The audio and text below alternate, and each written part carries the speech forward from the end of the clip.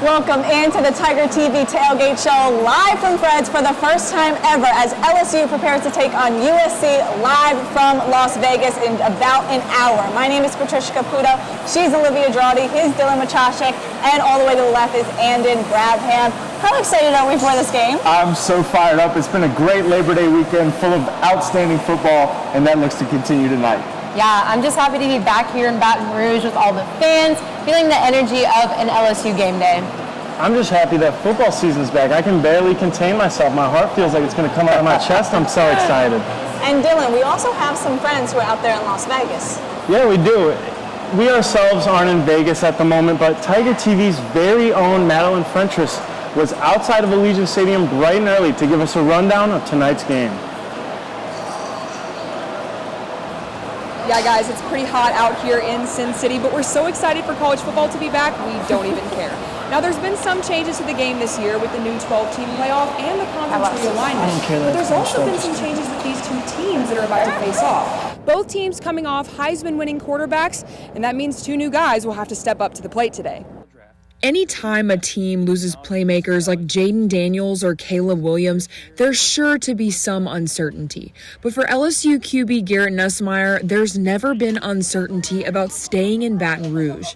Even though he wasn't a starter, he has 3 years of experience with this Tiger offense, and now he's ready for a shot to lead them. Obviously, there's a different dynamic, going from being a backup to the starter. But I feel like it's just taking the same approach that I've always taken. Just trying to lead, be vocal, be an uplifting spirit, keep the guys going. As for the Trojans, junior Miller Moss will take over at QB. And like Nussmeier, he probably won't be as much of a physical threat as his predecessor. But Lincoln Riley has some talented receivers in his arsenal, perfect for his air raid offense. LSU's defense keeping that in mind as they prepared strategies during fall camp. The ability to pressure on the perimeter, the ability to mix coverages so the quarterback doesn't know what he's getting every play, that is also an important piece of playing really good defense. Both quarterbacks had successful bowl game performances, and both have the weapons they need to make the big plays.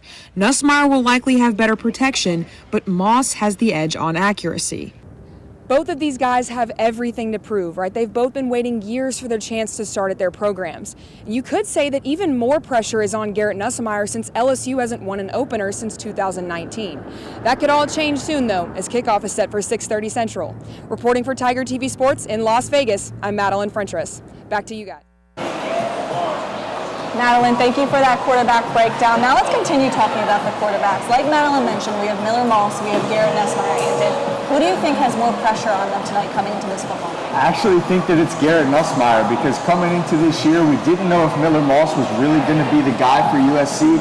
We've known as soon as LSU stepped on the field against Wisconsin in the bowl game that Garrett Nussmeier was going to be the #1 quarterback. He's been the focus of all LSU coverage all spring, all summer long. I think he's got a lot more pressure than Miller Moss does. Yeah, I'm going to have to disagree with you, actually, and I think for the very reason that you said. We didn't know that Miller Moss was going to be the starter until August 20th. This guy only got that position based off his performance in practices, too. We haven't really seen him in a large game like this, so it's definitely going to be interesting to see if he can hold that spot for himself. And when Lincoln Riley was asked who was going to be the starter, he said Miller Moss, but he also said how close of a battle it was. That, well, yeah, Miller Moss won, but there's opportunity possibly for other quarterbacks. Where Garrett Nussmeier, for the last 2 years, it was once Jaden leaves, this is going to be your spot. And then throughout the whole summer, they're working with him. And then all of a sudden, it's like, well, Miller Moss is going to come in here and then have the possibility of getting benched if it doesn't work out for the next few weeks. I think there's more pressure on Miller Moss tonight to compete and to compete well if he wants to win that for the year, Dylan. I personally agree with Andon. I think Nuss has the most pressure out of both him and Miller Moss because he's a highly touted recruit out of Texas. Texas, one of the biggest states for football, comes to LSU, sits a couple years behind a Heisman winner in Jaden Daniels, and now he's the guy. I think he's got the most pressure, not to mention he'll have that LSU fan base all over him if he isn't to perform well. Well, we'll see how each quarterback can handle the pressure of tonight's game, Dylan, but a lot of fans had some things to say about this game going down tonight. They do indeed. The LSU faithful is one of the loudest fan bases in the country. And with a lot of talk surrounding tonight's game, we went directly to the source to get some of the opinions of LSU's own student body.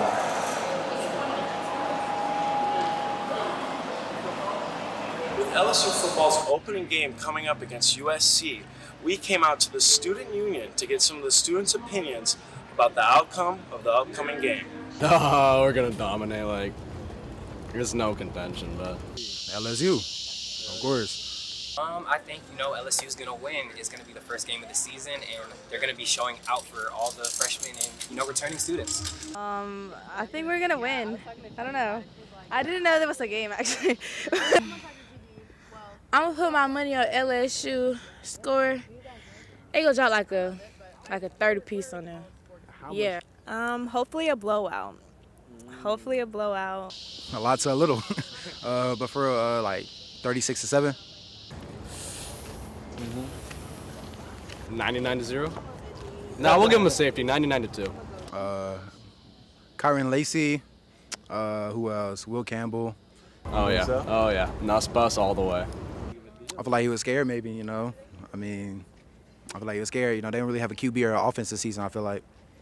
Yeah. That's a hard take, but I feel like that's what I feel like. What's he ducking for? What's he ducking smoke for? That's crazy. That's insane. Sounds like they know what they're going against, and they were rightfully scared. You got that. Run that. You got that. You sure? Yeah. Well, just go team. Woo. From Cali, USC. Go Tigers, bro. USC. For this year's college football is Bama.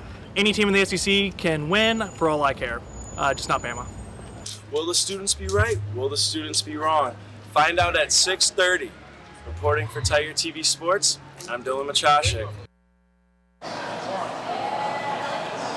When talking to LSU students, it seems that Alabama always seems to just get brought up amongst them.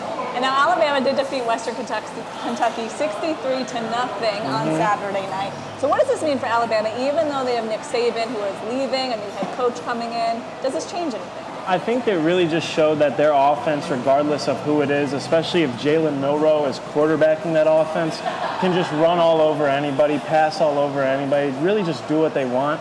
I think it will really come down to the defense as they play tougher teams. Western Kentucky, it's not that great of a team, smaller conference team. When they start playing some of the teams that got better athletes than them, I think it will really come down to the defense, and can Kalen DeBoer adjust to SEC football coming from the West Coast?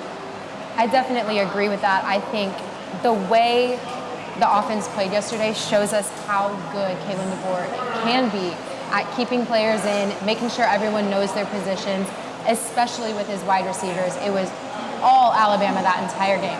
I think it even puts their quarterback in contention for the Heisman this early.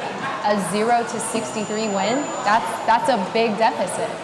I'm a huge believer in Jalen Milroe, and when we look at what Kalen DeBoer did with Michael Penix last year at Washington, making him a first-round draft pick, he's the backup to Kirk Cousins as a top 10 pick in the NFL draft. I believe that Michael Penix and Jalen Milroe have very similar skill sets, but very mobile guys with very strong arms that are going to go out there and make plays. I think that works in a Kalen DeBoer offense. I'd look out for the Tide once again this year. And what a better time to come in as an SEC head coach when the Pac-12 kind of fails, so to speak, that it's not going to be around anymore, that there's a lot of changes going on in college football. Then you come here to Alabama, and there's been a lot of changes at Alabama. I don't know if you all saw Nick Saban's office that was redone, and it was a little bit more modern. That says a lot. This is a different era. This is a different team. It's not the same Nick Saban, we're going to keep it old school football the way that they used to do. I mean, they had Roll Tide Willie at one of their practices. It's definitely a different era. Nick Saban would not let things like that happen. Certain things that are happening now, Nick Saban definitely isn't a big fan of. But you know what? They're going into a new age, and with a new age brings change, a new coach, change up the whole offense, change up maybe even their whole identity as Alabama football, and we'll see a new age Bama. And I think that whole identity change is so important for them as we move into this next step of college football with NIL, with the transfer portal. It was starting to feel like maybe Nick Saban was not losing his touch per se, but he was kind of falling behind in terms of what was going on in the wider world of college football. I think Kalen DeBoer brings a fresher, younger approach to Alabama football, and I do think that it's really going to help him in the long run. And I think a lot of people have tried to count out the Alabama now that Nick Saban is gone, that, oh, the era is finally over, we can finally move on from this. But I wouldn't say that, Olivia. I think that this team is newer, but it's also going to be better in the long run. Yeah, I definitely don't think that you count Alabama out of your schedule, especially seeing what they do in week 1. They have so many games still to prove themselves, to play harder opponents, to figure themselves out as a unit. And I think as the season progresses, we're just going to continue to see them get better and better and better. And now let's talk about LSU figuring themselves out as a unit. That they have lost 4 home openers in a row. They have not been able to win the last 4 years. The last time they won was 2019 when Joe Burrow was in town here in Baton Rouge. And if they lose this game tonight, what sort of precedent does it set for the SEC? Well, I think it immediately sets you back, and that feels like it's been a problem with LSU in previous seasons, even when they've had a good year. In 2022, you lose the opener to Florida State on a blocked PAT that would have sent you to overtime. You ended up winning the SEC West that year and playing in Atlanta. You had a chance to go a long way that season, but you started behind the 8 ball. LSU has to get in front of it. They have to come out fast, physical, strong, and that'll help them get on the front foot this year. And speaking of strong, Olivia, you have a little bit of an update on some LSU's new facilities. Yeah, so even though it's a little bit unclear on how this LSU team will look on the field, it seems like they have all the tools they need to be successful, including a brand new recovery center. The renovation includes a state-of-the-art players' lounge and several high-tech devices designed to rejuvenate their bodies after a tough schedule of practices and games. They have light therapy beds, massage chairs, sleep pods, and new pools used for hydrotherapy. And if you thought it couldn't get any cooler than that, they also installed a cryotherapy chamber that blasts players with freezing cold air and helps restore the cells in the body. Freezing cold air. We can get our players to perform at the highest level all year. And that's what this is about. We're talking about the potential of 17 college football games, which is equal to an NFL schedule. And to do that, they've got to learn about recovery. Talk about a big improvement from an ice bath. Well, when we come back, we're going to give you a weather report, not only here in Baton Rouge, but from Las Vegas as well. So stay tuned.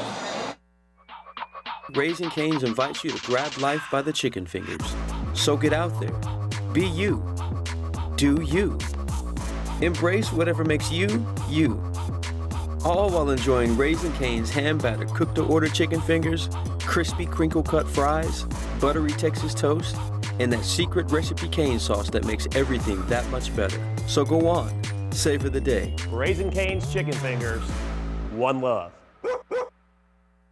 Get Gordon and get it done. Yeah, everybody know Gordon in a 225. He done link with Big Foe. He got buku ties, Ferrari sliding, flying in a new coupe ride. And every time I ride by, I see a brand new sign. I'm with Gordon. I know that he gon' get it done. Whether it's a big truck crash or a hit and run, recovery funds he fighting to get a ton. Mike Epps, man, we all about the Benjamin. Handling injuries, man, are you kidding me? Gordon McKernan, that's champion energy. Yeah, family man with a family plan. Get Gordon, he gon' fix it like a handyman. Get Gordon and get it done.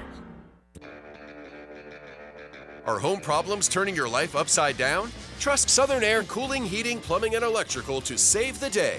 From electrical issues to keeping you comfortable, plumbing repairs, and even generators, we do it all. Southern Air Cooling, Heating, Plumbing, and Electrical, your one-stop solution for electrical, AC, plumbing, and generators. If you need us to save the day for you, call or visit us online at southernairbr.com. You feel bad? Yes. Oh, no, I don't feel bad. This is The Purple Room Podcast is back.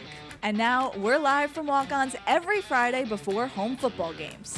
Run by passionate students, the Purple Room delivers all the latest LSU sports and culture. Join us for great food, cold drinks, and for a chance to win free loaded cheese fries. The Purple Room, the ultimate pregame podcast party. Live from walk-ons every Friday before home football games.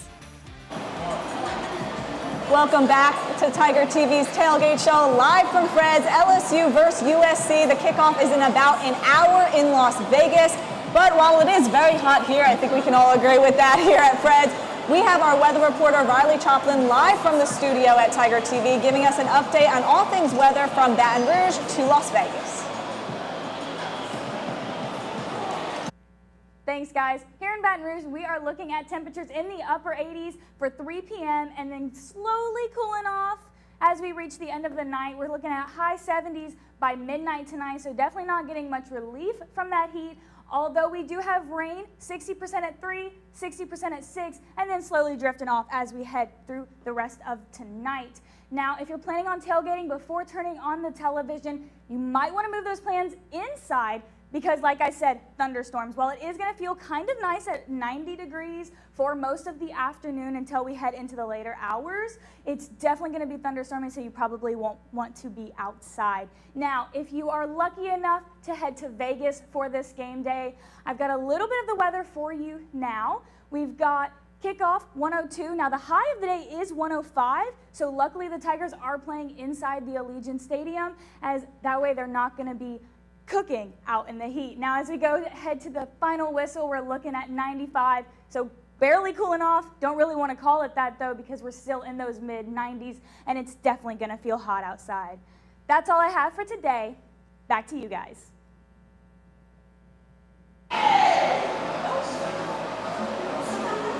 Thanks, Riley. And now we will have a Get Gordon injury report from Anthem. Yeah, Trish, like Olivia mentioned earlier in the show, some new equipment helping try and keep our Tigers healthy. Unfortunately, they've already had to put it to good use as 2 Tigers feature on our Get Gordon injury report. Firstly, offensive guard Miles Frazier is probable for tonight's game with an ankle injury that he's been dealing with for the past couple of weeks. And Kyron Chris Hilton, dealing with a bone bruise. He did not dress for warm-ups. True freshman Kyle Parker will take Hilton's place if he is not available. Thanks, Andon. That's all we have for now. But when we come back, we are going to give you a breakdown of USC and what LSU has to look out for. Raising Cane's invites you to grab life by the chicken fingers. So get out there. Be you. Do you. Embrace whatever makes you, you. All while enjoying Raising Cane's hand-battered cooked-to-order chicken fingers, crispy crinkle-cut fries, buttery Texas toast, and that secret recipe cane sauce that makes everything that much better. So go on, savor the day. Raising Cane's chicken fingers, one love. Get Gordon. And get it done. Yeah, everybody know Gordon in a 225. He done link with Big Foe. He got buku ties, Ferrari sliding, flying in a new coupe ride. And every time I ride by, I see a brand new sign. I'm a Gordon, I know that he gon' get it done. Whether it's a big truck crash or a hit and run, recovery funds, he fighting to get a ton. Mike Epps, man, we all about the Benjamin. Handling injuries, man, are you kidding me? Gordon McKernan, that's champion energy. Yeah, family man with a family plan. Get Gordon, he gon' fix it like a handyman. Get Gordon, and get it done. Get Gordon. Are home problems turning your life upside down? Trust Southern Air Cooling, Heating, Plumbing, and Electrical to save the day. From electrical issues to keeping you comfortable, plumbing repairs, and even generators, we do it all. Southern Air Cooling, Heating, Plumbing, and Electrical, your one-stop solution for electrical, AC, plumbing, and generators. If you need us to save the day for you, call or visit us online at southernair.br.com. You feel bad? Yes. Oh, no, I don't feel bad. This is the art. The Purple Room podcast is back.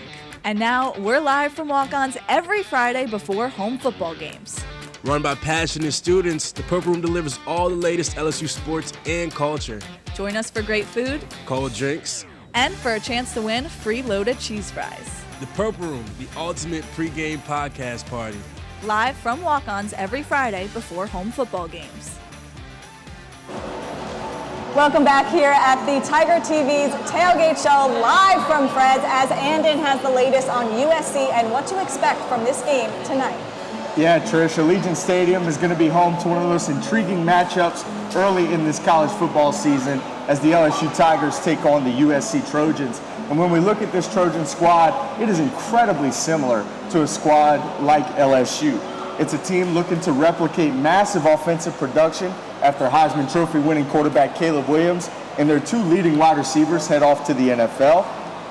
Head coach Lincoln Riley is putting his faith in Miller Moss, a third-year player looking to make a jump and cement himself in the Lincoln Riley quarterback lineage. The 6'2" redshirt junior is flanked by a bevy of young receivers. However, none of USC's pass catchers tallied more than 400 receiving yards at the FBS level last season.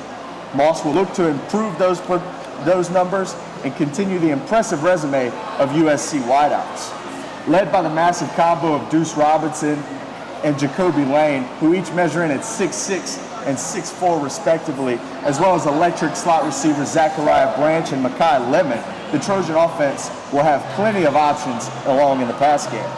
USC will also have plenty of options in the run game as Mississippi State transfer Woody Marks heads out west. Marks had 8 carries for 75 yards against LSU last season. The Trojans are also complemented by a staple of 3 other young running backs, and USC will look to stay balanced and just as electric as last year's team was.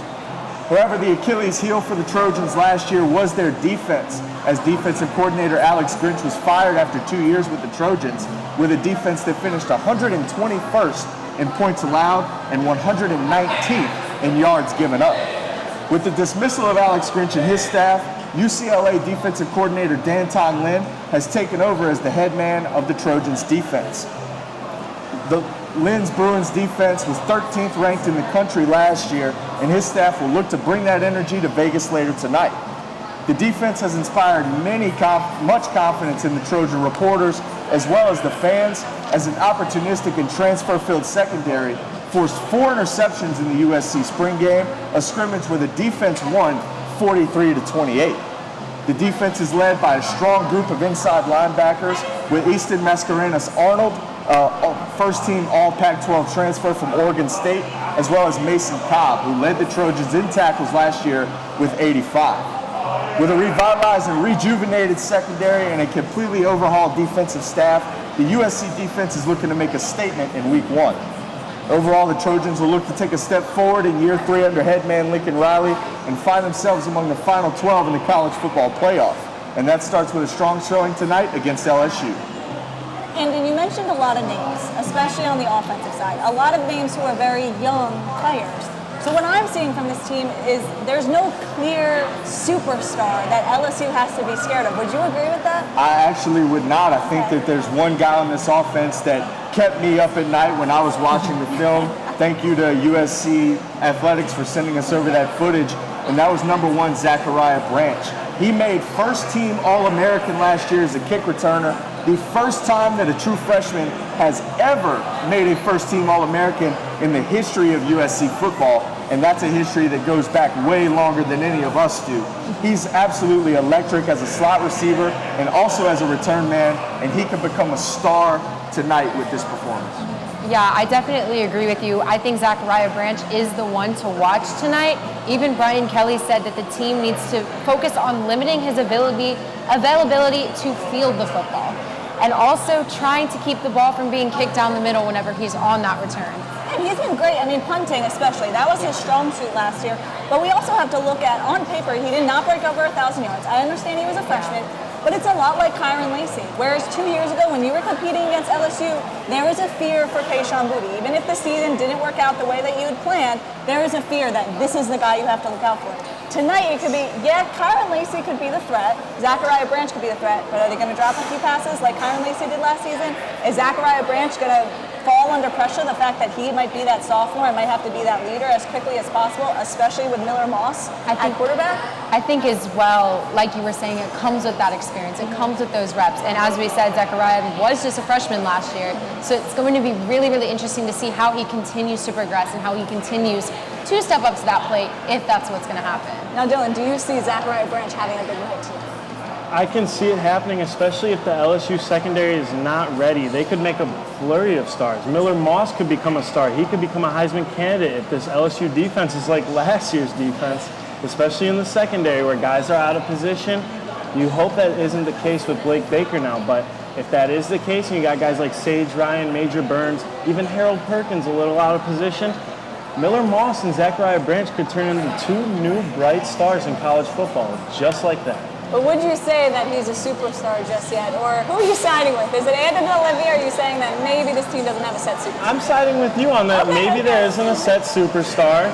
I don't know if you're recruiting me to your team here. No pressure. I know there's not a set superstar, but I'm just saying that there's a lot of talent over there that could turn into superstars if given the opportunity to showcase it at a high level. I agree. I don't think you can look past anybody on this team, but it's not like LSU is focusing on one guy all the time to say this is the guy you have to look out for and cover and put Harold on him and all this and all that. But Olivia, you have some keys to the game that we should look out for. Yeah, if the Tigers want to start their season off right and win their first season opener in 4 years, they're going to have to put in the work on both sides of the ball. With a revamped defense and a new QB1, here's 3 components LSU needs to implement in order to be successful tonight. First, we have those big defensive plays. Under Coach Baker, players have already spoken about a faster, more dynamic defense, like Dylan was saying earlier, how last year there's a lot of out-of-place people. Harold Perkins said in a press conference that everyone knows their place. And personally, I would like to see some more creative plays, more edge rushing, and a cover one man-to-man style that we never really see from the LSU defense that often. The second key for me is route running. Will Campbell has already said that this team's plan is to run the ball. He's not trying to keep that a secret from anyone. And I think that's really interesting since from what we've seen from Nuss, he relies a lot on his arm.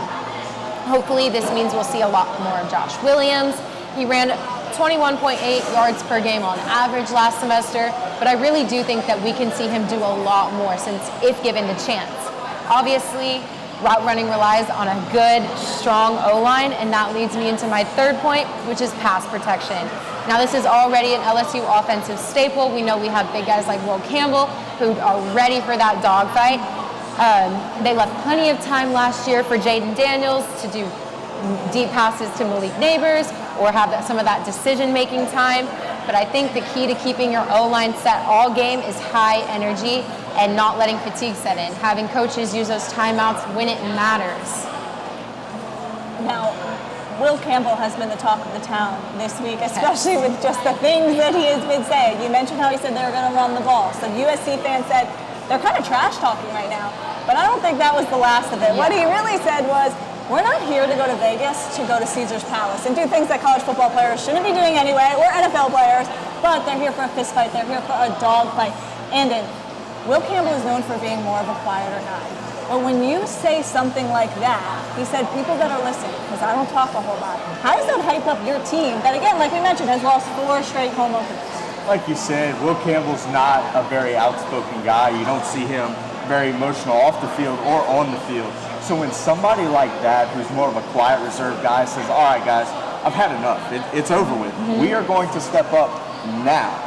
You listen and you take heed to that because he's one of the leaders on this ball club. He's one of the people that is going to guide this LSU team as far as they can possibly get. It's his play that's going to lead this team. He's already done it since he's been a true freshman. Him and Emory Jones on the right side as well. They've been staples of this LSU offense. And I think, like you said, when a guy like Will Campbell talks, you need to listen because what he says matters. I love it, that it comes from a guy like him who has really stayed quiet the last 2 years. Now he's a leader on this team. He's like, yeah, we're going to go out there, we're going to get in a fist fight, and then we're going to go win the game, hopefully. Because Brian Kelly mentioned that some of the players on this team have battle scars. They can clear them all out tonight and fix it all if they win tonight against USC. When we return, we have a nice little trivia game, a little bit talking about LSU, a little bit about USC. Dylan, Olivia, and Dylan will square off, and the loser will have a special surprise. We'll be right back. Raising Cane's invites you to grab life by the chicken fingers. So get out there. Be you. Do you. Embrace whatever makes you, you. All while enjoying Raising Cane's hand-battered cooked-to-order chicken fingers, crispy crinkle-cut fries, buttery Texas toast, and that secret recipe cane sauce that makes everything that much better. So go on, savor the day. Raising Cane's chicken fingers, one love. Raising Cane. Get Gordon. and get it done. Yeah, everybody know Gordon in a 225. He done link with Big Foe. He got buku ties, Ferrari sliding, flying in a new coupe ride. And every time I ride by, I see a brand new sign. I'm with Gordon, I know that he gon' get it done. Whether it's a big truck crash or a hit and run, recovery funds, he fighting to get a ton. Mike Epps, man, we all about the Benjamin. Handling injuries, man, are you kidding me? Gordon McKernan, that's champion energy. Yeah, family man with a family plan. Get Gordon, he gon' fix it like a handyman. Get Gordon, and get it done. Are home problems turning your life upside down? Trust Southern Air Cooling, Heating, Plumbing, and Electrical to save the day. From electrical issues to keeping you comfortable, plumbing repairs, and even generators, we do it all. Southern Air Cooling, Heating, Plumbing, and Electrical, your one-stop solution for electrical, AC, plumbing, and generators. If you need us to save the day for you, call or visit us online at southernair.br.com. You feel bad? Yes. Oh, no, I don't feel bad. This is the art. The Purple Room podcast is back. And now we're live from Walk-Ons every Friday before home football games. Run by passionate students, the Purple Room delivers all the latest LSU sports and culture. Join us for great food, Cold drinks, and for a chance to win free loaded cheese fries. the Purple Room, the ultimate pregame podcast party. Live from Walk-Ons every Friday before home football games. Welcome back here from the Tiger TV Tailgate Show. We are live from Fred's, and at this table, I would consider us all friends, but that might change in a few seconds with this trivia game. Now, to start some things off, the loser has to do their best LSU touchdown celebration. Oh, so man. if you like embarrassing yourself, serious? you might love losing. This might be great, but if you don't like embarrassing yourself, well, you better not lose. That's all I can say to you. All right, let's get started. Now, I'm going to do this all by eye. I'm going to be like an MLB umpire, so if I mess up, please do not yell at me, okay? We have not gone to the AI technology of umpiring yet. You're going to hit your hand on the desk, okay, when you think that you know the answer as fast as you can.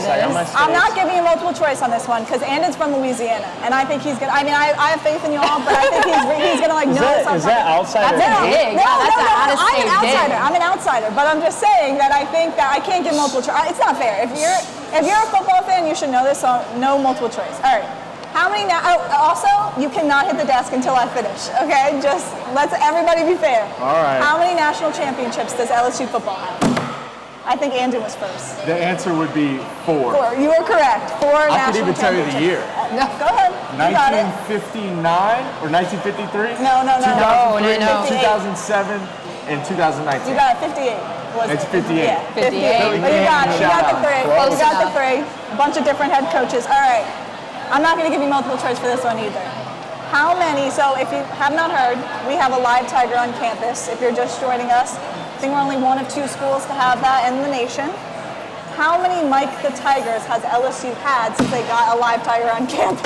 Me. No. I was It's 7. It is. Oh my gosh. Thank you. You got that. Thank you. Wow. It was Mike Seven's golden birthday last year. That's how you knew. Yeah. Okay. Do you visit the Tiger daily? My dorm last year was right beside him, so I would go like all the time. I love that Tiger. I love that Tiger. All right. I can't believe I buzzed in early. Okay, that's all right. it. I paused. I'll put that on me. All right, so I don't know if you all have seen this TikTok about these 2 women getting asked, name 5 football players, and the second woman says Nelson Aguilar, and her friend says, are you making up a football player right now? That's not a real athlete. And she goes, you don't know about Nelson Aguilar? Come on. So my question to you all is, what college did Nelson Aguilar attend? South Carolina. No, wrong. What? Mizzou. No, wrong. Come on. Tulane? No. All right, we'll do one more round. We'll do one more. Don't look it up. Give us a conference. There's an East Coast and a West Coast, and he played on one of them, and it just so happens that he played where LSU is closer to tonight, if that makes sense. Oh. Did Nelson Aguilar go to UCLA? No, guys, come on. Who is that? Temple? No. West Coast. West Coast. Wait. California. Arizona. California. You said California. USC. Yes. Oh my gosh. I'm so glad it went the way it did because I was like, it could be so easier. So much. That's great. I'm not trying to dance. Okay, well, Nelson Aguilar went to South look, I Carolina. looked it up. Maybe he transferred. Well, you got but I the looked other it up. It said USC. USC. Yeah, you got it right. You got the It's wrong USC, USC. just the wrong one. I should have just said USC. The last I wouldn't time, have had to though, specify. The last time USC has played USC in Southern California has played LSU was in 1984. There were some movies that were quite popular out in 1984. So what was the #1 movie in the box office in 1984? I'll give you multiple choice for this.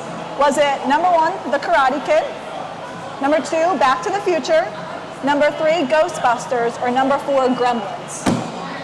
Gremlins. Wrong. I'm going to say Ghostbusters. Yes, you're right. #1 in the box office was Goodness gracious. Ghostbusters. All Who right. are you going to call? Goodness gracious, Dylan. I better get my dancing shoes All right, on. you got, we got a few more here. We got a few more. All right. So the #1 song that ranked in September. So we're doing September because the game was played in September the last time USC played LSU. In 1984, what was the #1 song ranking for September? Was it The Power of Love by Huey Lewis and the News? Was it Eye of the Tiger by Survivor? Was it Every Breath You Take by The Police? Or was it What's Love Got to Do with It by Whitney Houston? Every breath you take.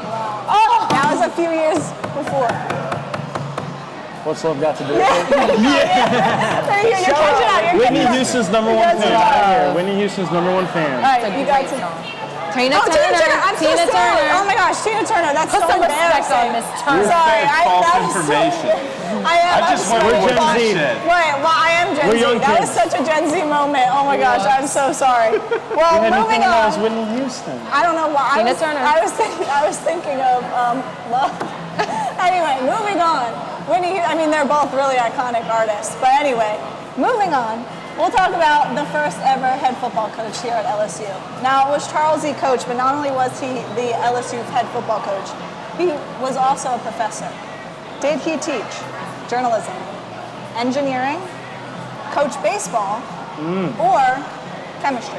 Chemistry. Yeah, I you knew were that so one. right. I knew that one because you did a I story did a on story it. on that one, so that was my I knew question. that. Are we all tied up at 2 now? I think. I think we are. Are we I tied wasn't up? keeping I score. think we're tied at 2. Gosh, this is I've got such 2. a I know deal questions breaker. right. I know I've got 2. No. This is such a bad one. I should have saved this one because it's really just who's ever going to hit first. Oh gosh. You have to Finish pick your this hand up. sentence. The chance of rain in Tiger Stadium. And then. You didn't finish the sentence. You didn't finish the sentence. Never. I didn't say it. I've been hoodwinked. I've been hoodwinked and bamboozled on Give me live my air. points. Look, I didn't The say it. I chance of told you. rain I is warned you. never. I wasn't a bad umpire. I'm mixing up names and songs and all this. And I By didn't the say way, it. Oh my gosh. we'd like to give our best wishes to Dan Bournet, the creator of The Chance of Rain is Never. Get well soon, Mr. Bournet. Bill Franquez taking over PA duties in Tiger Stadium. But shout out to Dan Bournet. The chance of rain is never. Okay, so do you both have to do a loser dance? Oh, we both do. I think you both. I think we should. Right? I think we should rock, paper, scissors. No, I think it's Yeah. a Yeah, I say a best of 3, rock, paper, Before we scissors. go to break, I think you both have to do a dance. Ooh.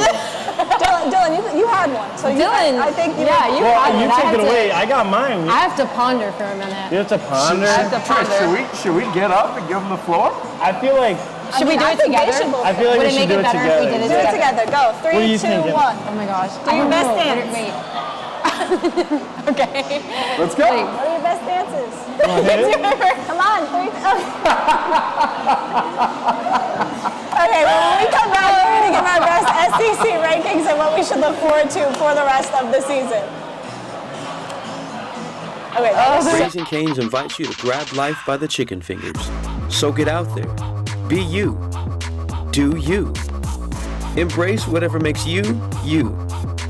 All while enjoying Raising Cane's hand-battered cooked-to-order chicken fingers, crispy crinkle-cut fries, buttery Texas toast, and that secret recipe cane sauce that makes everything that much better. So go on. Savor the day. Raising Cane's chicken fingers. One love. Get Gordon. and get it done. Look, everybody know Gordon in a 225. And he done link with Big Foe. He got buku ties, Ferrari sliding, flying in a new coupe ride. And every time I ride by, I see a brand new sign. I'm with Gordon, I know that he gon' get it done. Whether it's a big truck crash or a hit and run. Recovery funds, he fighting to get a ton. Mike Epps, man, we all about the Benjamin. Handling injuries, man, are you kidding me? Gordon McKernan, that's champion energy. Yeah, family man with a family plan. Get Gordon, he gon' fix it like a handyman. Gordon, and get it done. Are home problems turning your life upside down? Trust Southern Air Cooling, Heating, Plumbing, and Electrical to save the day. From electrical issues to keeping you comfortable, plumbing repairs, and even generators, we do it all. Southern Air Cooling, Heating, Plumbing, and Electrical, your one-stop solution for electrical, AC, plumbing, and generators. If you need us to save the day for you, call or visit us online at southernairbr.com. You feel bad? Yes. Oh, no, I don't feel bad. This is the art. The Purple Room podcast is back. And now we're live from walk-ons every Friday before home football games. Run by passionate students, the Purple Room delivers all the latest LSU sports and culture. Join us for great food, Cold drinks, and for a chance to win free loaded cheese fries. The Purple Room, the ultimate pregame podcast party. Live from walk-ons every Friday before home football games. Welcome back to the Tiger TV Tailgate Show, live from Fred's. We talked a little bit about Alabama with Dylan, but now we're going to talk about more SEC games and more SEC teams. And let's start with you. Who are you most impressed by after watching some games on Saturday? Yeah, I think it's hard to not say Georgia. They had a top 25 matchup against Clemson in Mercedes-Benz Stadium, and Georgia absolutely took Clemson behind the woodshed. They absolutely dominated them. Garrett Riley, the offensive coordinator at Clemson, had no answers for Kirby Smart's defense. It looked like business as usual for them, flying around the football. Carson Beck looked like a Heisman candidate once again this year. Their running backs, they go 3 to 4 running backs deep over there at Georgia always. They've been doing it for 30 years. They looked absolutely incredible against Clemson. Now, I will say something quickly about Clemson, about there's this thing how Dabo Sweeney just does not want to go into the transfer portal. Yeah. About this new era, and what can you say on that? It's really hard, and especially for a guy like Dabo Sweeney, who has straight up said, we don't want to use the transfer portal. We don't want to use name, image, and likeness. I read a stat the other day from ESPN. Clemson has 0 starts from transfer portal players since the portal opened up in 2018. That is obviously the fewest in the country. There's only 3 schools that aren't allowed to use the transfer portal, that being the service academies, and Clemson is very, very quickly falling behind the rest of college football. I think it's almost reminiscent of what you were saying earlier with Coach Saban, where he's kind of getting to this point where the game's changing so quick and becoming so modern that he's either going to have to step up to that, or maybe it's time for him to step down. And going back to the SEC, teams that are in the transfer portal, if they want to win games, they have no choice to be. Who did you see yesterday and say, oh, wow? Yeah, I was really impressed with Ole Miss. Now, obviously, they weren't playing a great team. They were playing Furman University, but they still showed up and used a lot of their transfers and put on a great show. And Dylan, next. I wouldn't say like the best team, but maybe the biggest surprise has been Florida. And the way they started off the season against Miami, getting blown out in the swamp by Mario Cristobal and the Hurricanes. I think if you're Billy Napier, you've really got to be doing some reflection on really what you've done to this program over the last few years. Because, yeah, he inherited a little bit of a broken program, but there's so much talent in the state of Florida. It's like, how can you not put together teams that are going to be competitive with the best? And a point about Miami, too, sorry to cut you off. Cam Ward looked unbelievable. Unstoppable. He was so ice cold as the Miami quarterback yesterday. I would take a serious look at Miami as a favorite to win the SEC. I would as well. After watching Florida State, after watching Clemson, after watching Virginia Tech, who was a lot of people's dark horses in that conference, lose to Vanderbilt yesterday, I think Miami has a very, very open path to get into that college football playoff. Definitely, especially with how Florida State played against Georgia Tech. The ACC is not the strongest it's ever been now. Clemson just lost badly to Georgia. I think it's Miami's conference to lose at this point. Yeah, and I will say, I feel like a lot of people see this year's Florida team and write it off, but I know at least for LSU, we have to go play them mid-season in the swamp. Yes. That's going to be a tough battle. Growing up an FSU fan, I know how hard it can be to win at the swamp. So it's definitely not a game that I think we write off just yet. But as the season continues, I think it will be very interesting to see what happens with this Florida team. What shocked me most about that game is it got to a point where the broadcasters were talking about the future, and they had put in backup quarterbacks and a backup offensive line, and we're saying, yeah, but look at how the rest of the season might go, or next year or the year after.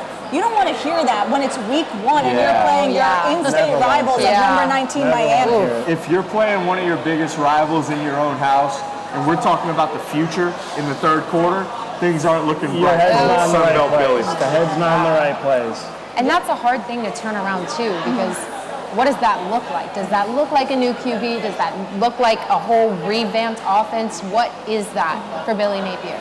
Yeah, and Dylan, Olivia mentioned it a little bit, but you're LSU, you're going to have to go into Gainesville, and the likelihood is you're going to try to win, especially if you win tonight's game.